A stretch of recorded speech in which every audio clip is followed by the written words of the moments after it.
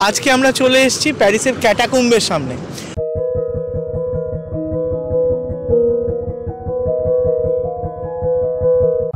যেসব জায়গায় ভিজিটারদের ঢুকতে দেওয়া হয় না, হঠাৎ করে তিনি শীষের আওয়াজ পেয়েছিলেন। এটা তো একটা অদ্ভুত পরিবেশ, চারপাশে নরকরটি, মানুষের কঙ্কাল, সব আমাদের দিকে তাকিয়ে আছে। নমস্কার বন্ধুরা, আমরা আজকে একটা নতুন এপিসোড নিয়ে আবার আপনাদের সামনে এসেছি। আমরা আজকে আপনাদের অনেক কিছু দেখাবো, কিন্তু তার আগে কিছু গুরুত্বপূর্ণ কথা আমরা আপনাদের সাথে শেয়ার করতে চাই। আমরা গভীরভাবে মর্মাহত। ভারতের ওপর এই যে সন্ত্রাসবাদী হামলা, এর আমরা তীব্র ধিক্কার জানাই। যে কোনো রকম উগ্রপন্থাই নিন্দনীয় এবং কোনো জায়গাতেই বাঞ্ছনীয় নয়। তো আমরা এর ভীষণ রকম বিরোধী। মানুষ ভালো থাকুক, সবার উপরে মানুষ সত্য, তারা ভালো থাকুক, সেটাই আমরা চাই। এই এদের উপযুক্ত শাস্তি হোক যত তাড়াতাড়ি সম্ভব। আমরা ভারত সরকারের কাছে দাবি রাখছি, যত তাড়াতাড়ি সম্ভব এদের উপযুক্ত শাস্তি দেওয়ার ব্যবস্থা করুন।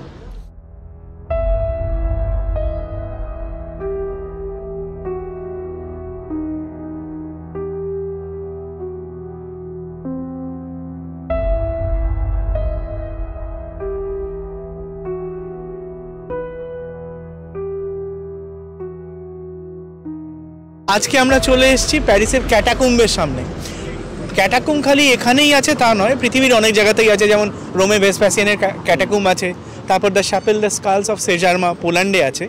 কিন্তু প্যারিসের ক্যাটাকুম্বের মতো হয়তো এত বড় আধার, যেখানে প্রায় 6 মিলিয়ন অর্থাৎ 60 লাখ দেহাবশেষের অবস্থান, এরকম হয়তো আর কোথাও নেই।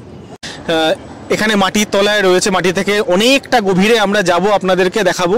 সেখানে লাখ লাখ মানুষের তারা সমাধিস্থ রয়েছেন, তাদের অস্থি ওখানে সজ্জিত সংরক্ষণ করা রয়েছে। এবার এখানে আসার নানা রকমভাবে উপায় আছে। আপনারা আমরা যেভাবে আসলাম, আপনারা এখানকার যে উত্তর দক্ষিণ কানেক্টেড যে ট্রেন লাইন RERB, তাতে করে এসে আপনারা দফর অসরো স্টেশনে নেমে চট করে চলে আসতে পারেন স্টেশন থেকে জাস্ট 2 মিনিট পায়ে হেঁটে। অথবা আপনারা মেট্রো লাইন 4 সেখানে নিতে পারেন। সেখানে দফর অসরো স্টেশনে নেমে বেরোলেই আপনারা এই ক্যাটাকুম্বে এসে ক্যাটাকুম্বের সামনে এসে হাজির হবেন। দেখতে পাচ্ছেন প্রচুর লোক লাইনে দাঁড়িয়ে আছে ক্যাটাকুম্বে ঢোকার জন্য। আমরাও ঢুকবো। এখন আমরা যেখানটায় দাঁড়িয়ে আছি সেটা হচ্ছে 14th arrondissement, মানে যে অ্যাডমিনিস্ট্রেটিভ ডিস্ট্রিক্ট। যে সময় ক্যাটাকুম তৈরি হয় সেই সময় এটা কিন্তু শহরের গণ্ডির বাইরে ছিল। এই ক্যাটাকুমের ইতিহাস সম্বন্ধে একটু বলি। পুরনো দিনে, বিশেষ করে অষ্টাদশ শতাব্দী এবং 19 শতাব্দীতে যখন শহরটা ছোট ছিল, তখন সাধারণত মানুষকে সমাধিস্থ করা হতো মারা যাওয়ার পরে বিভিন্ন চার্চ বা বিভিন্ন রকম গ্রেভিয়ার্ডের মাঝে। তারপরে একটা সময় সেইগুলো ভরতে থাকলো। তখন ভরে ভরে ভরে ভরে এমন অবস্থা হলো যে কোনো কোনো জায়গায় সেগুলো বাড়ির দেয়াল ফুঁড়ে ঢুকে পড়তে লাগলো। তার সাথে প্যারিস হচ্ছে বেসিক্যালি প্রথম শতাব্দীর ওখানে যখন একটা সোয়াম্পি ল্যান্ড তৈরি হয়, তারপর ধীরে ধীরে এটা প্যারিস গড়ে ওঠে, আজকের মডার্ন প্যারিস। আর এই সোয়াম্পি ল্যান্ড, তার চারদিকে লাইমস্টোন অর্থাৎ চুনা পাথরের খাদান তৈরি হয়। বিভিন্ন সময় হাজার হাজার বছর ধরে যখন এই প্যারিস গড়ে উঠছে, বিভিন্ন মানুষ তাদের বাড়ি ঘর হেনাতেনা বিভিন্ন রকম বিল্ডিংয়ের সুবিধার্থে রাস্তা থেকে বা ওই রকম খাদান থেকে অবৈজ্ঞানিকভাবে পাথর তুলতে শুরু করে। তার ফলে একটা সময় অষ্টাদশ শতাব্দীর দিকে বিভিন্ন জায়গায় ধসে পড়তে থেকে শুরু করে বিভিন্ন রাস্তাঘাট। এই ক্যাটাকুম ডিসাইড করা হয় 1776 সালে লুই ষোড়শ লুইয়ের একটি ডিক্রির মাধ্যমে, এবং 1786 সালে এটা শুরু হয়। এখানে মোস্টলি 4 থেকে 5টি বড় বড় সমাধি ক্ষেত্র থেকে, যেমন সাঁ এতিয়ান, এই ধরনের বিভিন্ন সমাধি ক্ষেত্র থেকে এখানে দেহাবশেষ স্থানান্তরিত করানো হয়। এটা এই দফর অসরো থেকে শুরু হয়ে আইফেল অবধি গেছে, মানে সেটা ধরে নিন প্রায় 20 কিলোমিটারের কাছাকাছি, 15 কিলোমিটার, 18 কিলোমিটার কাছাকাছি। আইফেল ছাড়িয়ে আরও হয়তো অনেকটা দূর গিয়েছে। মানে এটা এর কোনো শেষ নেই। এক ইন্টারকানেক্টেড টানেলের গোলক ধাঁধা, এবং এটাতে অনেকের বিশ্বাস যে এর তলায় একটা শহর আছে, সেটা কল্পবিজ্ঞানও হতে পারে। অনেকের বিশ্বাস পুরনো দিনের অ্যালকেমিস্ট যারা বিভিন্ন রকম রাসায়নিক বিক্রিয়া করে সোনা বানাতে পারতেন, এবং তাদের নাকি একটা ওখানে কোনো গেট আছে, এরকম বিভিন্ন। এবং আবার অনেকে বলেন যে ওয়াটার প্যাসেজের জন্য হয়তো এটা ব্যবহার করা হয়েছে, মানে অনেক রকম কারণ হতে পারে। এর সাথে অনেক রকম মিথ জড়িয়ে আছে, অনেক ভৌতিক গল্প জড়িয়ে আছে, এবং তার সাথে এক অদ্ভুত একটা আদিভৌতিক পরিবেশ, এবং সেই আলো আঁধারির ভেতর আপনাদের আমরা নিয়ে যেতে চাই। মানে সত্যিই হয়তো আপনাদেরকে পরলোক কেমন হয় সেটা দেখাতে পারবো। এবং শুনেছি যে নিচে একটি নরকের দ্বারও আছে, মানে মানুষ এখানে নিশ্চিত যে নিচে একটি নরক রয়েছে, তাই জন্য তার দ্বারও রয়েছে। তো নরক যখন আছে তার নারকীয় গল্প তো থাকবেই, সেসবও আমরা আস্তে আস্তে নিয়ে আসবো আমরা যখন নিচে গিয়ে পৌঁছবো সেখানে।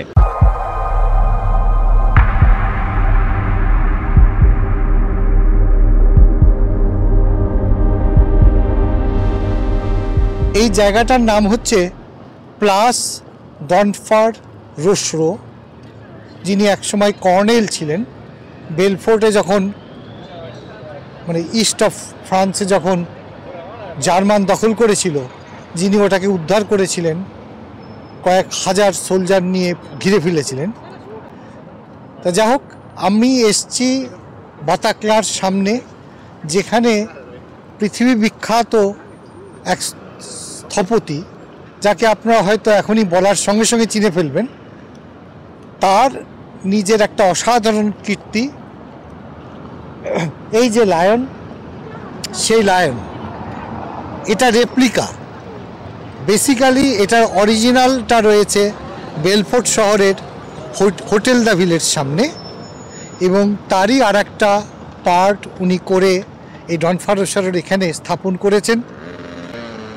এটা খেয়াল করলে দেখতে পাবেন সিংহটার দেহটা প্রাণীর দেহ, কিন্তু তার মুখটা এবং তার দুটো পা সামনের দিকে, এটার জন্য একটা পণ্ডিত, একটা সাধক, একটা জ্ঞানী মানুষের প্রতিচ্ছবি, যার মধ্যে প্রজ্ঞা, যার মধ্যে ইন্টেলিজেন্সি, এবং যার মধ্যে দূরদৃষ্টি সম্পন্ন একজন মানুষ যেন বসে রয়েছে। তা এই স্কাল্পচারটি যিনি করেছিলেন তাকে আপনারা অনেকেই চেনেন, পৃথিবী বিখ্যাত স্থপতি আগস্ট ফেদেরিক বার্থোল্ডি।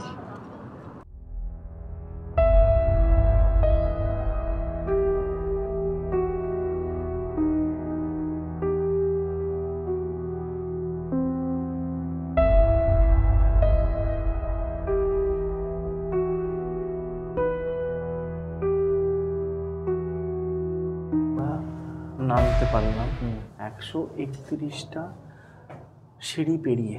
আমরা এখন 20 মিটার মাটির নিচে আছি, অর্থাৎ খাবার জলের লেভেল, সিওয়ার লেভেল এবং মেট্রো লাইন। মানে আমরা কিন্তু প্যারিস শহরটাকে ছেড়ে দিয়েছি, এটা এখন কিন্তু একটা নেথার ওয়ার্ল্ড। এখানে চলে আসতে পারি, এখানেই দেখাচ্ছে ছবিটা। মানে এইখানে আমরা এখন আছি, ঠিক এইখানে, আর আমরা এখান দিয়ে ঢুকেছি। এই হচ্ছে সেই সিঁড়ি। মেট্রো এই লেভেলে ছিল 10 মিটারে, জলের লেভেল ছিল এইখানে সিওয়ার অ্যান্ড ড্রেন, আর তার উপরে ছিল ড্রিঙ্কিং ওয়াটার। আর আমরা এখন এইখানে আছি। এইখানে আমি একটু বলতে চাইবো, এটা সেই মাইন, লাইমস্টোন মাইন, যেটা দিয়ে এখন চারদিকে প্যারিস তৈরি। সেই এখানে আমরা এগুলো এবারে অশোয়ারিটাতে যাবো। এখানে আমি বন্ধুদের দুটো বলে দিই, অশোয়ারি হচ্ছে সেই জায়গা যেখানে একসাথে অনেকগুলো গ্রেভ রাখা হতো, কেন? স্থানাভাবের জন্য। অশোয়ারিকে টুম্বও হতে পারতো অনেক কিছু, একটার পর একটা। এটা actually part of grave recycling. সেই সময় যেহেতু শহরের পরিধিগুলো খুব ছোট হতো, আর অনেক সময় চার্চ বা তার আশপাশের মাটিতে রাখা হতো, কিন্তু পপুলেশন বাড়তে থাকার সাথে সাথে সেগুলো যখন করা যেত না, তখন এরকম অশোয়ারিতে শিফট করতো। এখানেও অনেকগুলো অশোয়ারিতে শিফট হয়েছে।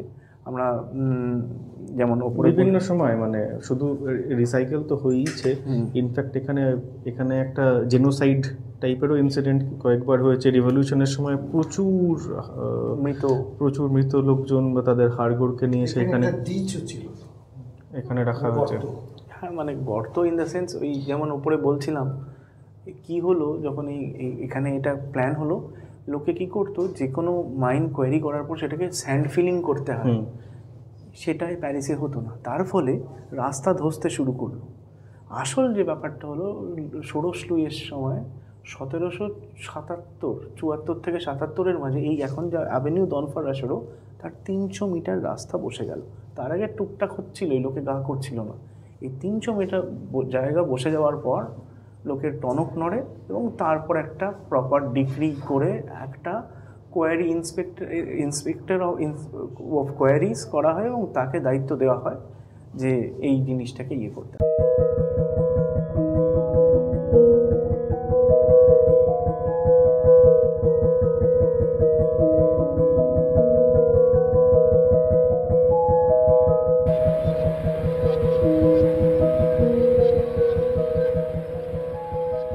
মাটির নিচে অনেকগুলো চ্যানেল, এগুলো ইন্টারকানেক্টেড এবং এখানে অনেকগুলো থিওরি আছে। তার ভেতরে একটা আছে ক্যাটাফাইন্স। ক্যাটাফাইন্স হচ্ছে সেই রকম ভবঘুরেরা যারা এই ধরনের গিয়ে খুঁজে বেড়াতে থাকে। আসুন আপনাদের সাথে দেখি। এটা কিন্তু একমাত্র ক্যাটাকম্ব নয়, রোমেও বোধহয় একটা আছে, অনেক জায়গাতেই আছে সারা পৃথিবীতে। রোমে যেটা বিখ্যাত সেটা হচ্ছে ভেসপাসিয়ানের ক্যাটাকম্ব, আর তাছাড়া প্রাগে আছে বোন আর্কিটেকচার ইন আ চার্চ। আসলে তখনকার দিনে এত যুদ্ধ বিগ্রহ এবং মানুষ মারা যাওয়ার পর একমাত্র যারা অত্যন্ত ধনী তাদেরই ইনিশিয়াল গ্রেভ হতো এবং সেটাও একটা সময় উপচে পড়তো, কেন শহরের ব্যাপ্তি ছিল ছোট, ওয়ার্ল্ড সিটি হতো, সেগুলো পাওয়া যেত না। আর যেটা হতো সেটা হচ্ছে যে পপুলেশন বাড়ার সাথে সাথে সেই তার উপর একটা চাপ পড়তো, রিসাইক্লিং। আর যারা যুদ্ধ বিগ্রহে মারা যেত তাদের অনেক সময় মাস গ্রেভ করা হতো। তো সেই ডেড বডিগুলোকেও একটা জায়গায় রাখার জন্য এই ধরনের প্রচুর অসওয়ারি করা হয়েছে। প্যারিসের ক্যাটাকম্ব যদিও 1774 থেকে 1870 অবধি অ্যাক্টিভ ছিল। প্রথম দিকে 1809 সালে যখন এটাকে খুলে দেওয়া হয় দেখার জন্য, 1805 বোধহয়, 1809, আচ্ছা 1809 সালে যখন খুলে দেওয়া হয় তখন এখানে আসতে পারতেন একমাত্র রাজা, রাজরা, আমত্তরা এবং কিছু লোকও অন্য আসতে পারতেন, কিন্তু তাদের পারমিশন নিয়ে আসতে হতো। এখন কিন্তু আর এখন পারমিশন নিয়ে আসতে হয় না, এটা জনসাধারণের জন্য খোলা, টিকিট কেটে আসতে হয়। এবং যে বন্ধুরা আসতে চাইবেন আমরা অবশ্যই সাজেস্ট করবো, এটি সবসময়ই ফুল থাকে, আগে থেকে অনলাইনে টিকিট কেটে তবেই কিন্তু আসবেন। হ্যাঁ, অসম্ভব গভীর আর রীতিমতো একটা সোদা সোদা ব্যাপার আছে। ইনফ্যাক্ট এই ক্যাটাকম্বের নামটাও বোধহয় রোম থেকেই নেওয়া, তাই না? ক্যাটাকম্ব কথাটা ল্যাটিন থেকে নেওয়া। অ্যাকচুয়ালি এটাকে বলা হয় দ্য নেদার ওয়ার্ল্ড বা আন্ডারগ্রাউন্ড ওয়ার্ল্ড। এখানে অনেকগুলো মিথ আছে, সেগুলো আমরা আস্তে আস্তে ধীরে ধীরে বলবো। তার ভিতরে একটা মিথ হচ্ছে এই ক্যাটাকম্ব নাকি মোল পিপলদের থাকার জায়গা। এই মোল পিপলরা মাটির তলাতেই থাকে, তারা কখনো ওপরে ওঠে না। সেই এগুলোর মানে মিথিক্যাল ব্যাপার, অনেকে বিশ্বাস করেন, কিন্তু তার ভেতরে এই টানেলগুলো আসলে ইন্টারকানেক্টেড নেথার ওয়ার্ল্ড বলে। সেই আমরা ভার্জিলের এই ইনিডে পড়েছি, বা দাঁতের ওই ইনফার্নোর রেফারেন্সে এরকম যে গল্পগুলো আছে, অনেকে এগুলো তার সাথে মেলাতে চান, কিন্তু আসলে মোল পিপলের অস্তিত্ব এখনও জানা যায়নি। কিন্তু অনেকেরই ধারণা এগুলো নাকি তাদের হাতে তৈরি করা, তাদের কমিউনিকেশনের জন্য। এখন যে জায়গায় এসে পৌঁছেছি দেবাশিস, অভিজ্ঞান, এই যে দেখো এখানে একসময় এখানে খাদান ছিল। এখন দেখে ঠিক বোঝা যাবে না যে আগে কি অবস্থা থেকে এই পাথরগুলো কেটে কেটে এরা টানেল তৈরি করে উপরে তুলে নিয়ে গেছে কাঠের সব সুড়ঙ্গর মতো করে। তা এখন তো অনেক মসৃণ হয়ে গেছে, কিন্তু এইগুলোকে ওরা ভরাট করেছে যাতে এটা ধসে না পড়ে। সেই খাদানটা এটা একটা অসম্ভব, মানে বৈজ্ঞানিকভাবে ওরা মানে কেটে বের করে নিয়েছে। তো ইনফ্যাক্ট দেবাশিস দা, পার্থদা আরেকটা জিনিস যেটা পার্থদা বললেন যে লাইমস্টোন স্টোরেজ, এখানে আমরা জানি লাইমস্টোন জলসোক করে আস্তে আস্তে চুইয়ে চুইয়ে পড়ে। বিভিন্ন জায়গায় লাইমস্টোন কেভসে আমরা দেখেছি, এইখানে লাইমস্টোন আস্তে আস্তে এইখান থেকে জল পড়ছে উপর থেকে, এইসব লাইমস্টোন কেভ ইয়ে থেকে। আর নট অনলি দ্যাট, জলগুলো পড়ছে এখানে, সব জলটা হচ্ছে এই দেখো এই যে খাদানটা যে কাটা হয়েছিল এবং কিছু জায়গায় এখনো যে খাঁজগুলো আছে এবং যে ফিল হয়নি, এই দেখো মানে এইভাবে কেটে ওটা ওই কোয়ারি ওয়েজ দিয়ে এটাকে ফিল করা হয়েছে। কিন্তু এই যে এই জায়গাটা থেকে এই জায়গাটার যে গ্যাপটা, এই এই গ্যাপগুলো এখনো রয়ে গেছে, মানে কিন্তু সেটাতে একটা রিস্কও তো থেকে যায় যে পরবর্তীকালে আবার ধস নাম্বার খাদানের মধ্যে। কিন্তু এই রিস্কটাকে কভার করার জন্য এইখানে যে দুটো পিলার দিয়ে সাপোর্ট দিয়ে রেখেছে উপরের প্লেটটাকে আর এগুলো তো চুনে পাথর, মানে লাইমস্টোন। এই চুনা পাথরের জল জমে জমে একটা সময় ভঙ্গুর হয়ে যায়, ভীষণ ভঙ্গুর হয়ে যায়। ওই জন্য ওটাকে মাঝে মধ্যেই ওটাকে রেস্টোর করতে হয়। আর যখন এরা প্রিজার্ভেশন করছিল ওই 18 এবং 19 এবং 20 শতাব্দীতে, তখন এই জিনিসগুলো খুব মাথায় রাখতে হতো। কেন একটা লেয়ারের ওপর, কেন এর তলায় আরো অনেকগুলো লেয়ার আছে, সেগুলো আমাদের কাছে অ্যাক্সেসেবল নয়। সেই লেয়ারগুলোতে ওরা ওই যাতে একটা ছাদ ধসে আরেকটা ছাদের উপর না পড়ে সেটা খুব মাথায় রাখতে হতো। আর এই পয়েন্টটা যেটা আমরা এখন দাঁড়িয়ে আছি যেখানটায়, সেই জায়গাটায় কিন্তু ওটা সব থেকে ভালনারেবল পয়েন্ট ছিল। তাই এইটা দেখানোর জন্য, এবং তো বন্ধুরা এলে পরে ওটা একটা ইনফ্যাক্ট ওটা একটা প্যাসেজ, একটা রাস্তা দুটো কোয়ারকে কানেক্ট করার জন্য, সেটাই দেখালো। এবং ওটা অ্যাজ ইজ রয়েছে, সেটা আমরা বন্ধুদেরকে দেখাবো। ভীষণ সুন্দর জায়গাটা। এইখানে আমরা যেখানে দাঁড়িয়ে আছি এটাকে সম্ভবত বলা হয় গেট অফ হেল, মানে নরকের দ্বার এক অর্থে। এবং এর কিছু তাৎপর্যও তুমি বলছিলে, এই সাদা কালো রং বা এই স্কোয়ারগুলো, সেটা তুমি যদি একটু বন্ধুদেরকে বলো। দেখো, এটা 1786 সালে সেই ডিক্রিটা লুই 1777-এ, তারপরে 1786 সালে এটা অসুয়ারি হিসাবে চালু হয়। কিন্তু সেই ফরাসি বিপ্লব 1789 সালে ফরাসি বিপ্লব, এবং তখন এটা কিন্তু অ্যাবান্ডন করে দেওয়া হয়, মানে এটাকে একদম পরিত্যক্ত করে দেওয়া হয়। এবং যে হাড় গোড় বা যত দেহাবশেষ ছিল সেগুলো এখন ছড়ানো ছিটিয়ে ছিল। 1809 সালে ইন্সপেক্টর জেনারেল অফ ইন্সপেক্টরেট অফ কোয়ারিজে আসেন এক ভদ্রলোক, তার নাম হচ্ছে লুইস এতিয়ান ফ্রাঁসোয়া অরিকে দে থিউরি। এই ভদ্রলোক প্রথমবার এসে ওনার মাথায় একটা চিন্তা আসে যে আমরা এইভাবে ছড়িয়ে ছিটিয়ে রাখলে হবে না, এগুলোকে একটু গোছাতে হবে। যে এই নরকের দ্বার বা এখানে এর ভেতরে সংরক্ষিত রয়েছে লক্ষ লক্ষ হাড়, করোটি, 6 মিলিয়ন মানে 60 লাখ, এবং পুরুষ, নারী, শিশু নির্বিশেষে সকলের হাড় এখানে সংরক্ষিত রয়েছে। যখন প্রথম রোমানরা এখানে সেটেল করেন, ওই সেই নত্রেদামের আশপাশেই ছিল তাদের প্রথম কবর। তারপর ধীরে ধীরে শিফট হতে থাকে। যে সময় এটাকে অসুয়ারি হিসাবে করা হয়, সেটার সময় কিন্তু এই এখন যেটা আহন্দিজম 14, সেটা কিন্তু শহরের বাইরে ছিল। আর ইনফ্যাক্ট এখানে একটি পুরনো ওই ছিল, ওটাকে সেই সময় বলা হতো নরকের দ্বার। সেটা সিটি ম্যাপেও আছে। সেটা একটা অসুয়ারি ছিল না, সেটা ছিল একটা পরিত্যক্ত জায়গা, সেখানে অনেক রকম অসামাজিক কাজ হতো। এবং একটা ওই ছিল, অসুয়ারি না বলে ওই কোয়ারি, অ্যাবান্ডন কোয়ারি ছিল, সেটাকে নরকের দ্বার বলেই, মানে তখনকার ধাপা। উনি সেই টার্মটা ইউজ করেছেন। আর এই যে দুটো পিলার, এই পিলার দুটোকে বলা হয় পিলার অফ দ্য মক, মানে মৃতদের পিলার। মানে আর ওখানে লেখাও আছে, দেখবে গেটের ওপরটায়। হ্যাঁ, দর্শকদের দেখাবো, বন্ধুদের দেখাবো। আরএটিসি, এখানে দাঁড়াও। এখানে তাদের যারা মারা গেছেন তাদের এখানে স্মৃতি রক্ষিত। এটা খুব সিম্বল, একটা অদ্ভুত সামঞ্জস্য খুঁজে পাচ্ছি। হেমেন রায়ের যখের ধন আমরা সবাই পড়েছি বা সিনেমা টিভিতেও দেখছি, সেই যেখানে লক্ষ লক্ষ যক্ষেরা বহু বছর, হাজার হাজার বছর ধরে শুয়ে রয়েছে, ঘুমিয়ে রয়েছে।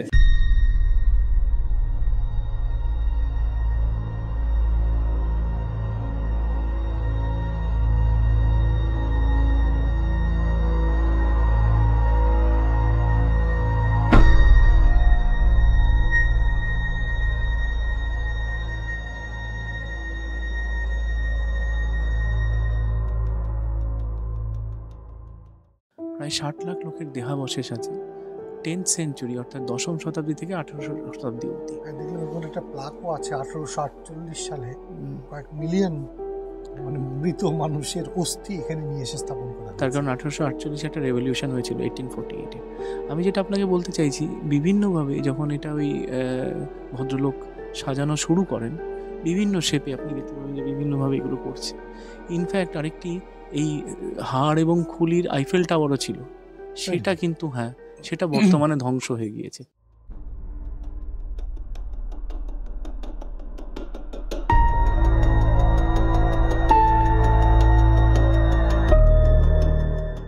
এখানে দেখাচ্ছে 1859-এর প্যারিসের একেবারে সেন্টারে, সাতলেকে বলা হয় প্যারিসের হার্ট, মানে একেবারে মাঝখানের পয়েন্ট। তার ঠিক উপরেই হচ্ছে সেবাস্তোপল বলে একটা জায়গা, সে বুলভার সেবাস্তোপল, মানে বড় রাস্তার যে সেবাস্তোপল, সেই এলাকার থেকে এখানে 1859 সালে ওখান থেকে যত ধরনের স্কাল্প, তারপরে হাড়, মানে সোজা কথা মানুষের যত মৃত মানুষের কঙ্কাল এখানে এনে রাখা হয়েছে।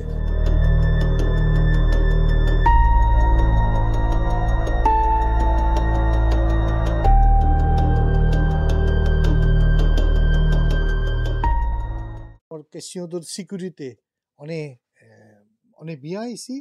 Oui, oui, parce que comme vous m'avez dit qu'il y a 30 ans, vous aviez visité le lieu, vous allez voir, le parcours a été beaucoup restreint. Il y a 30 ans, je travaillais pas ici évidemment, j'étais quand même trop jeune, mais j'avais pas visité le lieu, mais c'est sûr qu'il y a 30 ans, c'était beaucoup plus long. Et ils ont rétréci le parcours justement pour, par exemple, en cas d'évacuation. Et il y a quand même, mais de toute façon, à partir de novembre, donc dans 5 mois, normalement, le site va fermer pendant plusieurs mois, donc durant tout l'hiver 2025-2026, parce qu'ils vont refaire plein de choses. Ils vont restaurer beaucoup de lieux.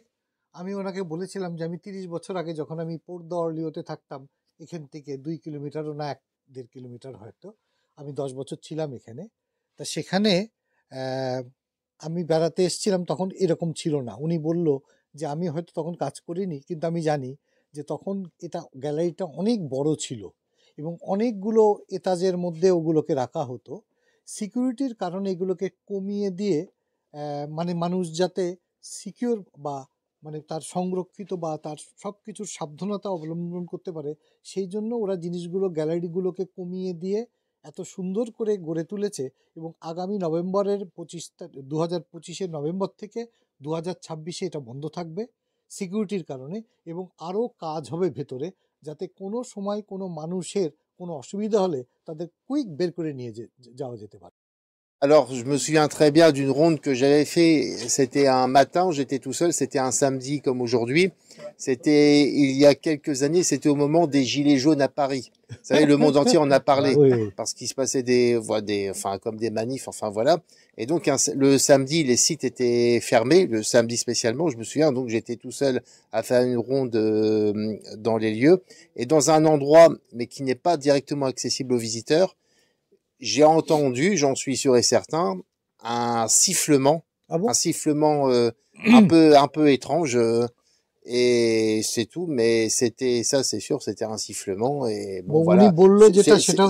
Voilà, je vais pas inventer des trucs pour, mais ça, j'en suis sûr, c'était un sifflement, et je vois pas.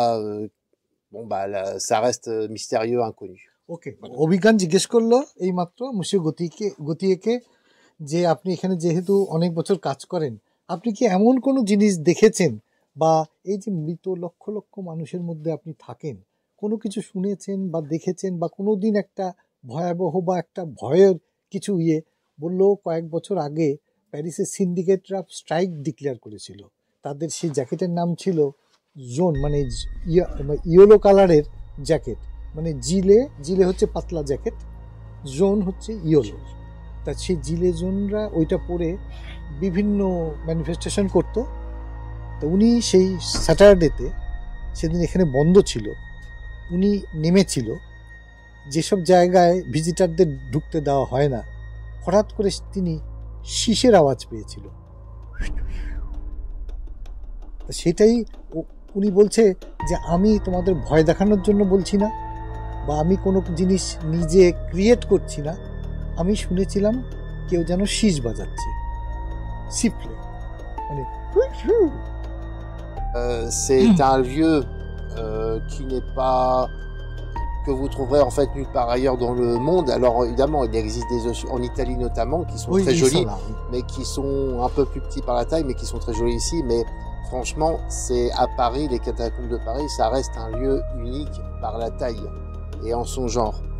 Donc même si vous n'êtes pas du tout morbide, même si vous n'êtes pas, c'est quand même un endroit à faire dans sa vie si vous voyagez. Notamment si vous séjournez à Paris. Oui, mister গতিয়ে বলল যে আমি আপনাদের সবাইকে আমন্ত্রণ জানাচ্ছি এই চ্যানেলটার সঙ্গে সাবস্ক্রিপশন করার জন্য, এবং যখন যদি সুযোগ পান প্যারিসে এলে অন্তত এই একটা সুন্দর একটা জায়গা যেখানে মৃত্যুকে এরা সাজিয়ে রেখেছে মিউজিয়াম করে, এবং মৃত্যু যে কত সুন্দর হতে পারে এবং মৃত মানুষের দেহ কত সুন্দর করে শ্রদ্ধার সঙ্গে ভালোবাসার সঙ্গে রাখা যেতে পারে, সেটা এই প্যারিসের প্যারিস 14 মানে ডিস্ট্রিক্ট 20, তার মধ্যে 14 নম্বর। আর এর পাশেই হচ্ছে মেট্রো, হচ্ছে ডনফার রোসারো, যেটা লাইন নাম্বার 4, 6 এবং RER-B লাইন, যেটা এয়ারপোর্ট থেকে ট্রেনটা আসে। সুতরাং আপনারা যখনই প্যারিসে আসেন, আপনাদের যদি ভালো লাগে বা মৃত মানুষ কি সুন্দরভাবে এরা সাজিয়ে রেখেছে সেই শ্রদ্ধাটাকে রেখে আপনারা এটা ঘুরে যেতে পারেন। এবং অবশ্যই মসিও গতিকে খোঁজ করবেন, যে উনি আপনাদেরকে বিভিন্ন ভাষা এবং আমাদের ভারতবর্ষেরও বহু প্রদেশকে উনি চেনেন নামে, ওনার অনেক বন্ধুবান্ধব ভারতীয় আছে। সুতরাং মসিও গতিয়েকে খোঁজ করবেন, ম্যাক্সি মসিও গতিয়ে। আমরা এখন যেখানে দাঁড়িয়ে আছি সেটা একটি কুয়ো, আপনারা দেখতে পাচ্ছেন। তো এটার নাম হচ্ছে স্যামারিটান উইমেন ওয়েল। এটার একটা বিবলিক্যাল রেফারেন্স আছে, বাইবেলের প্রচুর রেফারেন্স আছে। জেসাস যখন সামারিয়ায় যান, সেখানে উনি প্রচণ্ড তৃষ্ণার্ত অবস্থায় একজন আগত মহিলার কাছে, স্থানীয় মহিলার কাছে জল চান, এবং সে তাকে জল দিয়ে যিশুর তৃষ্ণা মেটায়।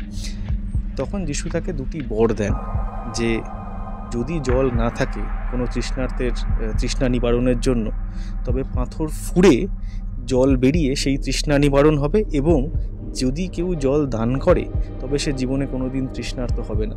এবং এই দুটো ফ্রেজ, এই যে সিঁড়ি দিয়ে উঠে এই যে ওপরের পিলারগুলোর সামনে এখানে দেখুন, এখানে লেখা রয়েছে। তো এটাই এই কুয়োটির মাহাত্ম্য। অ্যাকচুয়ালি এই জলটাকে অনেকে এলিক্সির ভাবে, অমৃত, একবার পান করলেই মানে জীবনের সব রকম কষ্ট বেদনা থেকে মুক্তি। এখানে আমার মনে হয় এই কুয়োটা যখন করা হয়, এটার সাথে যদিও বিবলিক্যাল রেফারেন্স দিয়ে নাম দিয়েছে, কিন্তু সেই সময় আমার মনে হয় যে শ্রমিকদের কষ্ট বেদনা। আর আরেকটাও মনে হয়, সেটা ওই যেমন দাদা জিজ্ঞেস করছেন উনি ভদ্রলোককে, গতিয়েরকে, এই এত অতৃপ্ত আত্মার তৃষ্ণা মেটানোর জন্য হয়তো তার একটা সিগনিফিকেন্স আছে। আমি ঠিক এই জায়গাটাতেই ভাবছিলাম দেবাশিস দা, যে ক্যাটাকুম নিয়ে তো অনেক সিনেমা হয়েছে, এবং তার মধ্যে কয়েকটা সিনেমা খুবই বিখ্যাত, মানে ভূতের সিনেমা, হরর মুভি যেগুলো বলছি, তার মধ্যে একটা আমি দেখেছি, আমার সৌভাগ্য বা দুর্ভাগ্য হয়েছিল, অ্যাজ অ্যাবাভ সো বিলো। হ্যাঁ, সেখানে সেটা একটা হয়তো একটি সত্য ঘটনা অবলম্বনে সিনেমাটা হয়েছে, সেটাতে আমরা পরে কোনো এক সময় বলছি। তো সেখানে যে অশরীরী, মানে যে মূল অশরীরী, যে এখানে নেমে আসা কিছু লোককে তাড়িয়ে নিয়ে বেরিয়েছে, তার বাসস্থান কিন্তু এরকমই একটি কুয়োর মধ্যে। সেটা আপনারা যারা দ্য রিং বা রিং 2 এগুলো দেখেছেন, সেখানেও কিন্তু কুয়ো থেকে, দ্য গ্রাজ, কুয়ো থেকে বেরিয়ে আসে।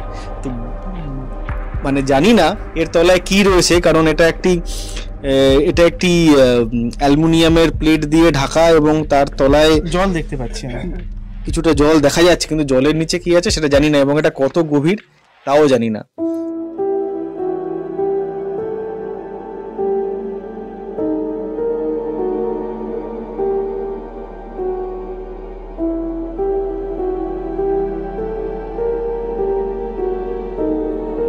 এটা তো একটা অদ্ভুত পরিবেশ, চারপাশে নরকরটি, মানুষের কঙ্কাল, হ্যাঁ, সব আমাদের দিকে তাকিয়ে আছে। গাটা একটু ছমছম করছে বটে। আর এত দূর অবধি যা শুনে আসলাম, যে এখানে প্রচুর অশরীরী গল্প বা অপার্থিব গল্পেরও অনেক অনেক সন্ধান রয়েছে, মানে এটা একটা খনি বলা যেতে পারে গল্পের। ইনফ্যাক্ট আমি পড়ছিলাম যে কেউ হয়তো এখানে নিচে নেমে হারিয়ে গেছে, তাদের অনেককে খুঁজে পাওয়া যায়নি, হ্যাঁ, তারা পাগল হয়ে হয়তো পরে বাইরে বেরিয়ে এসছে, হ্যাঁ, কেউ হয়তো ক্যামেরা রেখে অদৃশ্য হয়ে গেছে। এরকম তো অনেক গল্প আছে। তুমি যে একটা গল্প শোনাও না দর্শকদের, যেগুলো তুমি জানো। এটা একটা বিখ্যাত গল্প, সেই গল্পটা হচ্ছে ভদ্রলোক ফিলিপে অ্যাসপিয়ে। এই ভদ্রলোক কে ছিলেন? ইনি ছিলেন গেটকিপার। 1793 সালে এখানে একটি হসপিটাল ছিল পাশে, তার নাম ছিল ওয়ালদেগ্রাস। ওই ভদ্রলোক ওয়ালদেগ্রাস এর গেটকিপার ছিলেন, এবং একদম রাত্রিবেলা এই ক্যাটাকম্বের পাশে ওখানে আন্ডারগ্রাউন্ড অনেক ওয়াইন সেলার ছিল। সেই রাত্রিবেলা ওনাকে বলা হয় যে দৌড়ে গিয়ে, সেই সময়টা রবেসপিয়ারের, মানে সেই সময় এই রেভলিউশন হয়ে গিয়েছে, চারদিকে প্রচন্ড এক অশান্তির পরিবেশ। ওনাকে রাত্রিবেলা বলা হয়েছে ইমিডিয়েটলি মেডিসিনের জন্য ওয়াইন লাগবে, এরকম দুটো। সেই সময় ওয়াইনকে মেডিসিন হিসেবে ইউজ করা হতো। ওই ভদ্রলোক হাতে একটা মোমবাতি আর নিয়ে নেমে আসেন এবং ভুল করে ক্যাটাকম্বে পৌঁছে যান। তারপর আর উনি রাস্তা হারিয়ে ওনাকে খুঁজে পাওয়া যায়। আর 11 বছর পরে 1804 সালে একটি দেহ উদ্ধার হয় এবং ওটা কি করে বোঝা যায় ফিলিপ অ্যাসপেয়ার ওনার কোমরের ঘুমচিতে বাঁধা ছিল ওই গেটের চাবি তাতে ভালদেগ্রাস হসপিটাল। আরে বাবা। হ্যাঁ, এবং এই ভালদেগ্রাস হসপিটালের চাবিটা দেখে তাকে শনাক্ত করা। এখনো বহু কর্মরত লোক এবং বহু টুরিস্ট ওনার ঠিক প্রথমে বুঝতে পারে না, একটা উদ্ভ্রান্ত ফিগার বেরোনোর চেষ্টা করছে হাতে একটি মোমবাতি নিয়ে, অনেকে দেখেছে। তুমি আরেকটা গল্পের অবতারণা করো, এখানে 1990 সালে খুব বিখ্যাত গল্প এটা। সেই ক্যাম্প অর্ডারটা লোকে প্রথমে খুঁজে যখন দেখা যায় না ব্যাটারি চলছে কি চলছে না, যখন ব্যাটারিতে চার্জ করে দেখা হয়, দেখা যায় যে আরেকজন লোক উদ্ভ্রান্তের মতো ছুটোছুটি করে বেড়াচ্ছে এবং ফাইনালি রাস্তা খুঁজে পায় না। এই ক্যাম্প অর্ডারটি কার এবং সেই লোকটিকে আজ অবধি জানা যায়নি। সেই ক্যাম্প অর্ডারটি এরা পরে উদ্ধার করে পুলিশ, ফরেন্সিক এবং বিভিন্ন জায়গায় যায়, কিন্তু আজ অবধি সেই রহস্য জানা যায়নি। ইনফ্যাক্ট সেই ক্যামকর্ডারের যে ভিডিওটা আছে সেটা কিন্তু ইউটিউবে আছে এবং আমি সেটা দেখেছি, আপনারাও হয়তো অনেকেই দেখেছেন।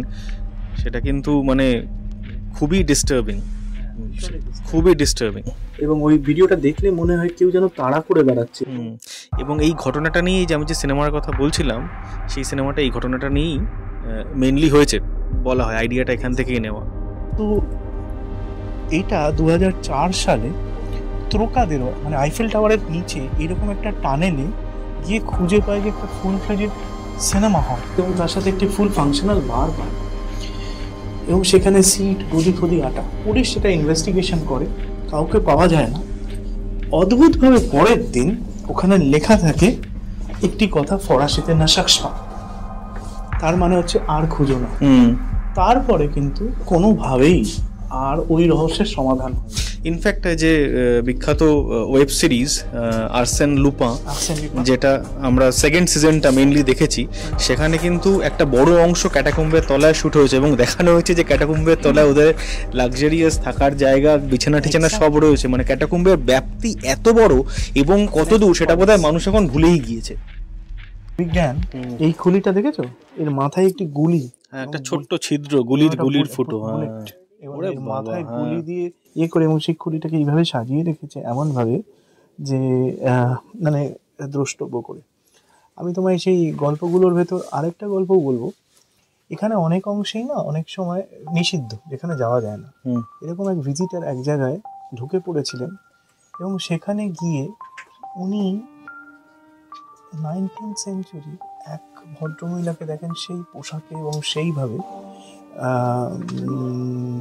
খুঁজে বেড়াচ্ছেন। যখন তাকে জিজ্ঞেস করা হয় যে উনি কী খুঁজছেন, উনি তখন দেখেন যে উনি ওনার প্রেমিককে খুঁজে বেড়াচ্ছেন। তার কোনো ব্যাখ্যাও অনেকে দিতে পারেন।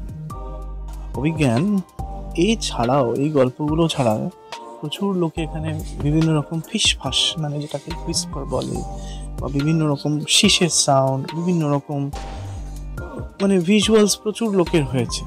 তাই এই জায়গা অবভিয়াসলি মানে এই চারদিকে যেরকম পরিবেশ এবং যেভাবেই এত লাখ লাখ মৃতদেহের বা দেহাবশেষের অস্থি পড়ে আছে, এখানে এই জিনিস অবশ্যই এইরকম একটা পরিবেশে ভুতুড়ে হতে বাধ্য। হ্যাঁ, আনডাউটেডলি। এখানে একটা অদ্ভুত জিনিস দেখাই, এখানে হয়তো কিছু একটা রেস্টোরেশনের কাজ চলছে এবং দেখুন ব্যাগ ভর্তি কঙ্কাল, নরকরটি এবং হাড়, আর বড় বড় ব্যাগ, মানে সারিয়ে দিয়ে ভেতরে দেখা যাচ্ছে হয়তো গোটা 30-40 ব্যাগ এরকম ভর্তি কঙ্কাল, ভর্তি হাড়। এবং এখানে হয়তো সেগুলোকে হয়তো এখান থেকে সরিয়ে অন্য কোথাও নিয়ে যাচ্ছে বা একেবারেই নষ্ট করে ফেলতে চাইছে। তো এটা একটা অদ্ভুত দেখার মতো জিনিস যে কঙ্কালের ব্যাগ।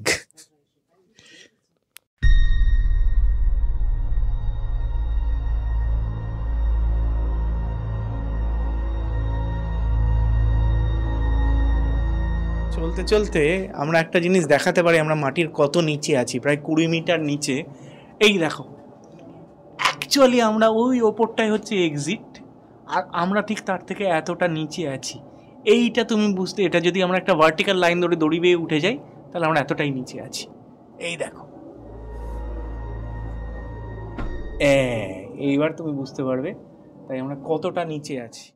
এত ইয়েতে সবসময় না ডাইরেকশানে থাকতে হয়। তার কারণ হচ্ছে কিছু বছর আগে 16-17 বছরের দুজন টিনেজার এখানে ঢোকে এবং তারপরে রাস্তা খুঁজে পায় না। 4 দিন পরে তাদেরকে রেস্কিউ টিম রেস্কিউ করে। এই রেস্কিউ করার সময় তাদের থেকে যখন জিজ্ঞেস করা হয়, তারাও তখন এত প্রচণ্ড একটা মানে সেন্স অফ স্টিউপার, মানে কিংকর্ত বিমূঢ় ছিল। আর তার সাথে তারা অনেক রকম ভৌতিক জিনিসের কথা, অভিজ্ঞতার কথা বলে। আমরা একদম চলে এসেছি শেষে। সেই 131টা সিঁড়ি আমরা ভেঙে উঠলাম একেবারে।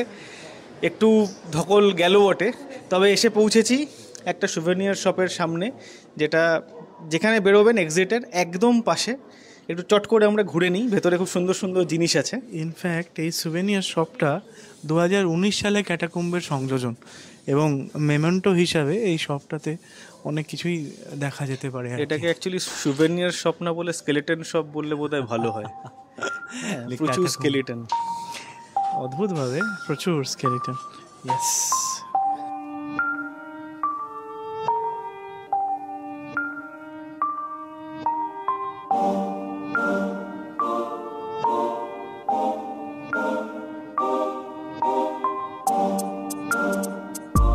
বন্ধুরা, আজকে আমরা আমাদের একদম অন্তিম পর্বে চলে এসেছি এই এপিসোডের। আমরা আপনাদেরকে একটা অন্য জিনিস দেখানোর চেষ্টা করলাম। ক্যাটাকম্ব যদিও খুবই নাম করা, কিন্তু ট্যুরিস্টরাও প্রচুর আসেন, কিন্তু একটা অন্য আঙ্গিক আমরা তুলে ধরার চেষ্টা করলাম। আপনাদের যদি ভালো লেগে থাকে তাহলে অবশ্যই আপনারা আমাদের চ্যানেলটাকে সাবস্ক্রাইব করবেন, লাইক করবেন এবং কমেন্ট করবেন। বলে একটা খুব মজার ব্যাপার, প্যারিসে তো ড্রোন চালাতে দেয় না, তো ড্রোন শুটিংটা অ্যালাউড নয় প্যারিসে কোথাও। তো আমরা একদিন অবধি সমতলেই মাটির ওপরেই করছিলাম, কিন্তু মাটির নিচে যাওয়ায় কোনো বাধা নেই। তাই আমরা আজকে মাটির নিচটাও দেখাবার চেষ্টা করলাম আমাকে, এবং আপনাদেরকে এই 1000 বছরের পুরনো অভিজ্ঞতা আপনাদের সাথে আমরাও অনেকটা দেখলাম, শিখলাম, সমৃদ্ধ হলাম। সবাই ভালো থাকবেন, আমাদের এই চ্যানেলটা সাবস্ক্রাইব করবেন, লাইক করবেন এবং আপনাদের মতামত অবশ্যই জানাবেন। অবশ্যই।